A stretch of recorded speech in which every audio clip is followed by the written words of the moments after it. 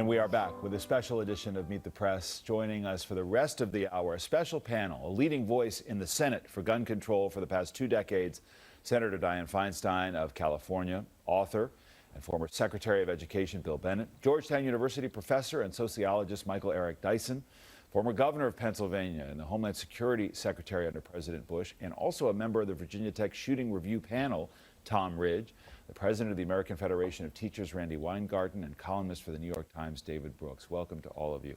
As my wife and I are trying to shield our young kids from news of this event, we realize that it's futile, that this is not an exception, that we cannot wish these events away. And I mentioned this robust social networking conversation that unites the country. And if there is one feeling, it is enough.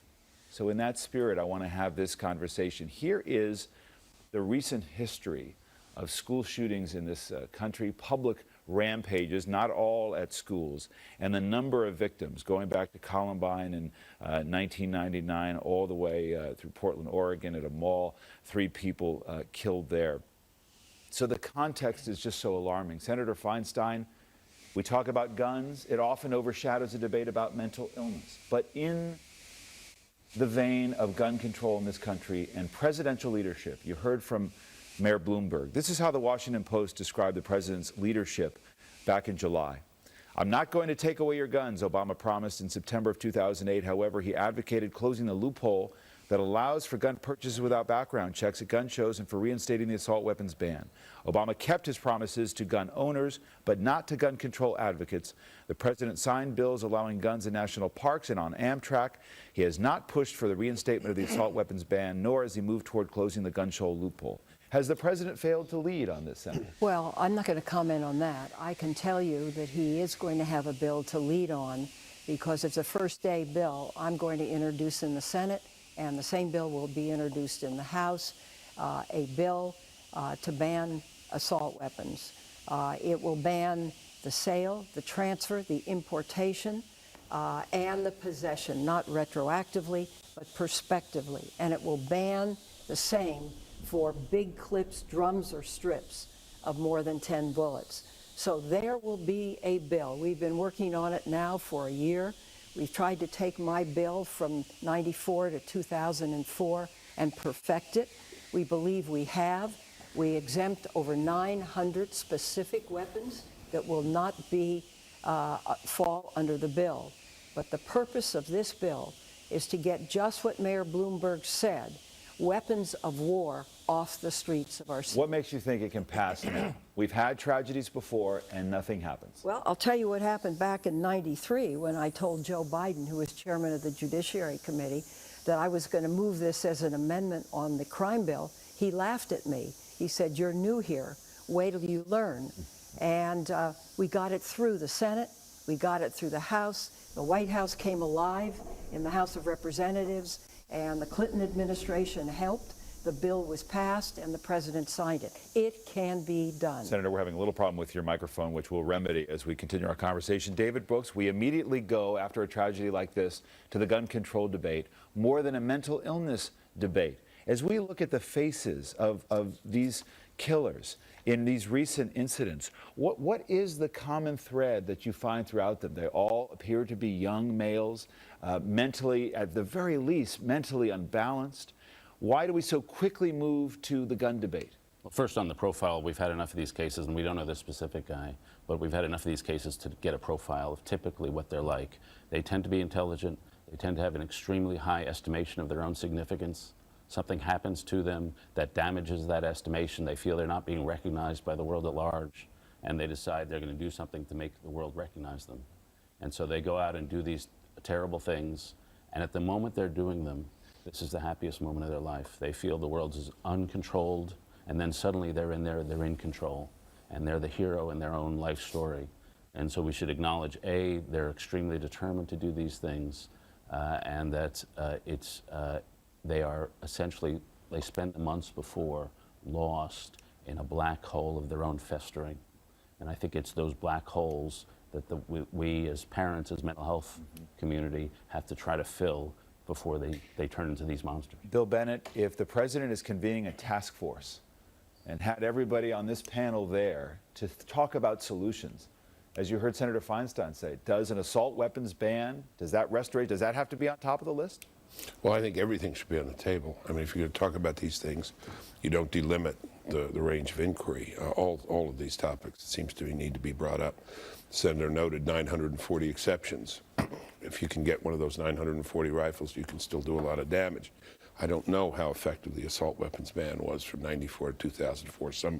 Some people suggest it was not greatly effective, but I'm not in favor of armor-piercing bullets in these clips. I had my own argument back in '91 when I was 90, when I was drug czar on this. But it seems to me we have to put everything out on the table. And as David said, very well said, a lot of us are tired of hearing after the fact about the psychological problems that people had. And the studies, I mean, in some cases it's much better documented, as Tom Ridge can tell you. The Cho's case in Virginia Tech, we saw this in Tucson, we saw this in Aurora. Can we do something before the fact, before these things take place? Well, there are privacy issues. Well, there are issues of civil liberties. If you have very troubled people, and now there's a kind of new confessional in the land, and it's called the internet. There's probably a record. This guy probably was saying some of the things that he was thinking to somebody, and we need to get a hold of that ahead of time. Governor Ridge, what is your experience, particularly with the Virginia Tech shooting aftermath? What does it tell you about where we need to start reacting, particularly to Senator Feinstein's comment? I think everyone has really focused on a word you used. I think the country needs to have it.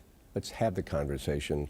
Let's start with the act and then pull back to the actors. And there's a profile here. And in the Cho case, it was really rather dramatic. The privacy laws intersected with the inferior mental health delivery systems. What we know about many of these troubled young men is that they often reveal their suicidal intentions. They often reveal their desire to kill.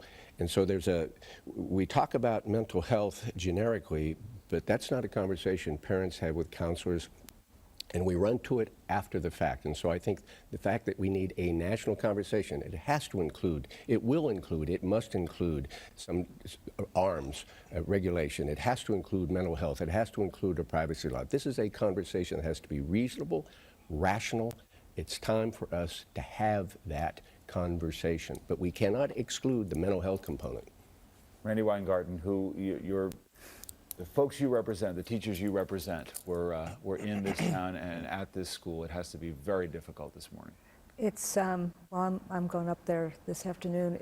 But you know, this is the instinct of educators and public servants, that in situations like this, they just serve and they protect. And that's what people have seen here.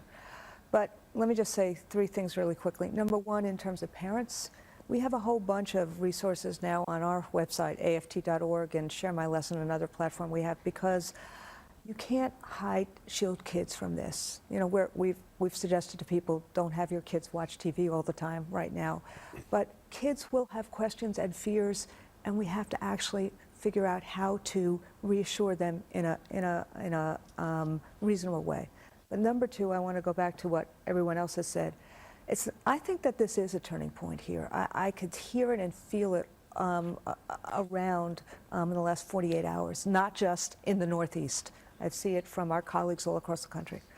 But it has to be a conversation and action about both mental health as well as gun laws. Well, let me pick up on the gun laws. Michael Eric Dyson, just the politics of this which matter. I mean, again, you heard Mayor Bloomberg's criticism of the president. He campaigned one way, but he didn't push it. He didn't lead. As a second-term president prepared to make what Bloomberg called for, gun control, more stringent laws, his number one agenda item. Well, you know, David, you don't lead in a vacuum. You know, I'm a Baptist preacher. You can preach the same sermon to one church and another church, and if the people are with you, so to speak, with the amen chorus, you're going to have a much better result. The president needs an amen chorus in his congregation. I think that these public incidents, acute, dramatic, instigate and inspire people to say, look, enough with the hand-wringing. Let's get to some public policy that can reflect our moral consciousness about what we need to do. There's no one at this table that would defend the ability of anybody to repeatedly shoot a child. We've got to talk about sensible gun laws that the mayor spoke about. What about banning these assault weapons? You know, the ban expired in '04. What about the way in which we had to have these background checks? And mental illness is serious. Why? We still have a stigma on what it means to acknowledge that I might be depressed. I might need a drug to help me out. I might need to go to somebody to talk to them. a priest, a rabbi? Can I talk to my psychiatrist or psychologist? We don't need any cuts in Medicare and Medicaid that might prevent people from seeking those kinds of psychological reliefs. And we have to have the ability then to say to the president, the nation is now galvanized around this particular point. You must now use your bully pulpit to tell the story, the narrative that unifies us as a nation. Bill? Just a couple things. There is such thing as the black hole of a deranged mind. I don't know how much we have studied Joe, but we don't know anything. We still don't Virginia know anything. Tech. Yeah, Joe at Virginia Tech. We know that he had these very serious problems. I do want to say one thing. There's something to be said for what we're doing now as a nation before we go to the task force. By the way, if the president wants me on it, I'll be glad to serve. which is, we are mourning. The whole nation is mourning. It's an important moment. Let the tears dry before we head off into all these directions at once, and let's not head off at once. The other thing is, let's remember the good things here, the heroism of those teachers and that principal. And I'm not so sure, and I'm sure I'll get mail from this, I'm not so sure I wouldn't want one person in a school armed, ready for this kind of thing. The principal lunged at this guy. The school psychologist lunged at the guy. Has to be someone who's trained, has to be someone who's responsible. But my God, if you can prevent this kind of thing, I think we ought to talk. Yeah, go ahead, David, and then the senator on that point before we take a break. Can I just say one thing about the debate we need to have? This has become, one of the problems with this debate, it's become a values war. It's perceived as urban versus rural. And frankly, it's perceived as an attack on the lifestyle of rural people by urban people. And I admire Mayor Bloomberg enormously. There's probably no politician I agree with more, but it's counterproductive to have him as the spokesperson for the gun law movement.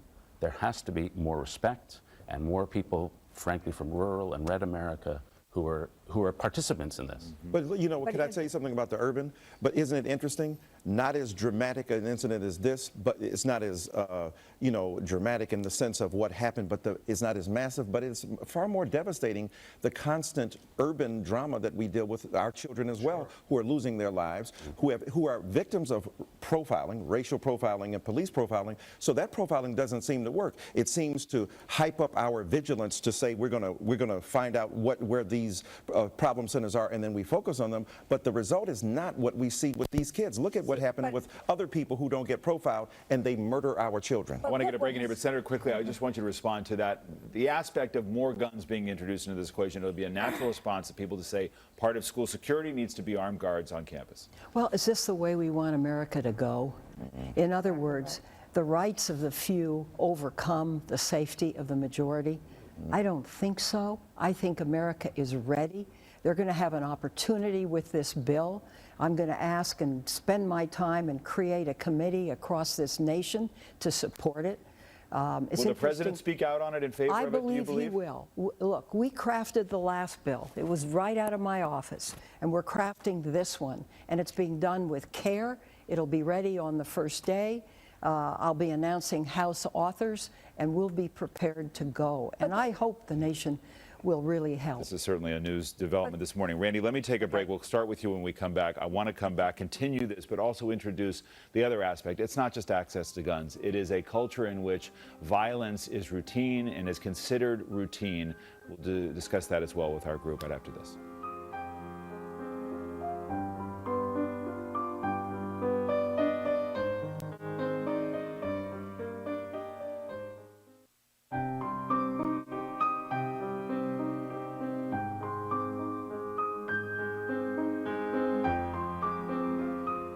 We're back with our roundtable. As I said, been monitoring social networking and on Twitter. Rupert Murdoch said on Friday, tweeted this: terrible news today. When will politicians find courage to ban automatic weapons?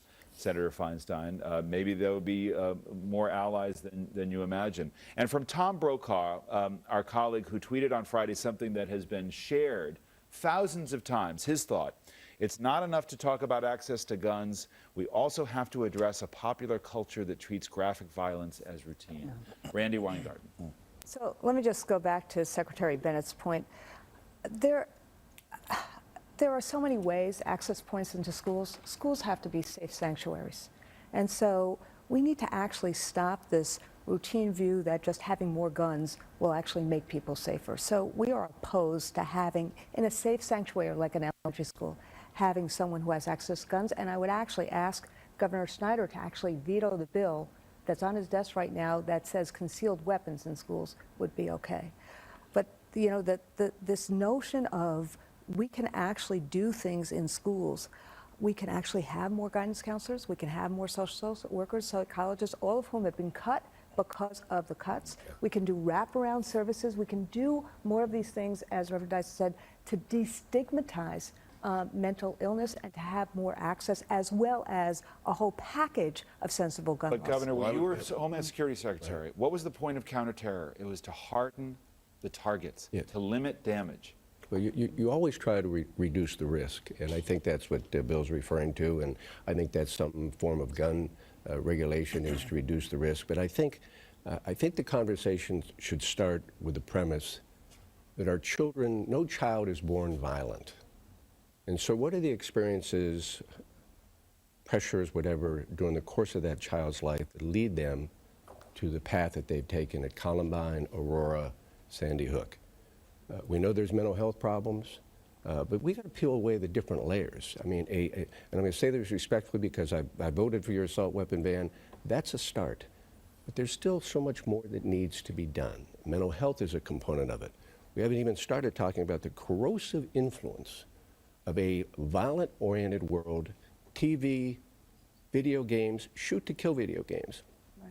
When you're in the military, you learn that your target may shoot back. But you get in this digital world, this fantasy world that I think you take a look at the folks at Columbine, Aurora, et cetera, suddenly it's a different personality type. You've taken this on, David. You don't think this is as corrosive an effect as people may think? Well, I had thought video games have played a role too, but this has been studied. There have been hundreds, unfortunately, of these shooters over the decades, and very few of them had any contact with violent video games in general. They tend to be older. It tends to be not part of who they were. It tends to not have driven them. So I don't think this is a sociological problem primarily. I think this is a psychological problem.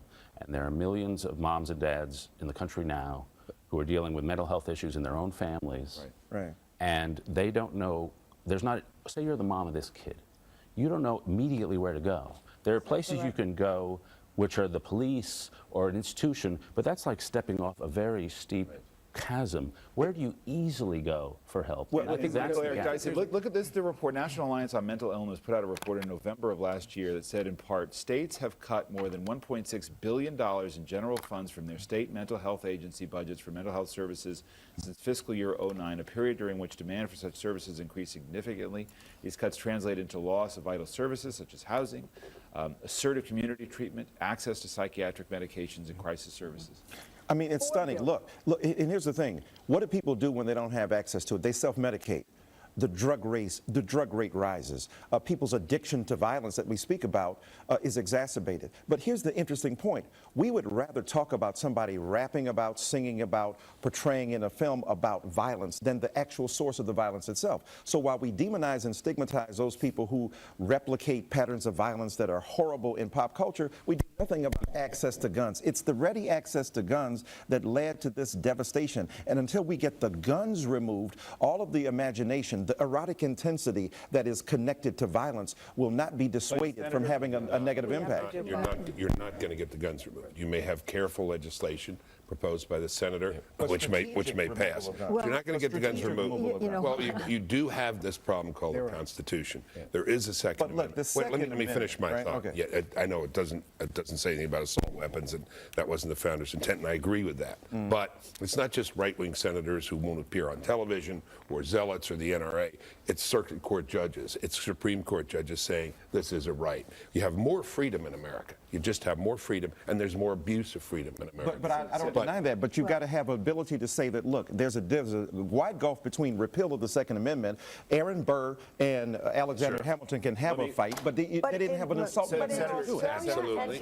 And they did these things. I think it's interesting. The National Rifle Association never brought the '94 assault weapons legislation to court. They knew it would be sustained from the beginning, and I believe this will be sustained as well. You know, all of the things that society regulates, but we can't touch guns, Bill. And why we don't can't. they show to defend their position? Did we get rid of assault weapons, Senator? But Did we? All right, Yeah. let me I think we did. get in another break here. We'll get another break here. We'll come back in just a moment. This conversation and debate will go on. I wish we had more time. Thank you all very much for beginning it. And I want to close with this. We were preparing our discussion this morning and monitoring what has been, as I said, a robust conversation across social media, including so many words of sympathy and comfort. And we came across the widely shared advice from none other than Mr. Rogers of PBS. He said when he was a boy and he saw scary things on the news, his mother would say to him, "Look for the helpers. You will always find people who are helping." So this morning, when any word seems so small and inconsequential, we offer our prayers to the families most directly hit by this unspeakable pain. May God give you strength, and at least you can know there is a country full of helpers here to catch you when you feel like falling. That's all for today. We'll be back next week. If it's Sunday, it's Meet the Press.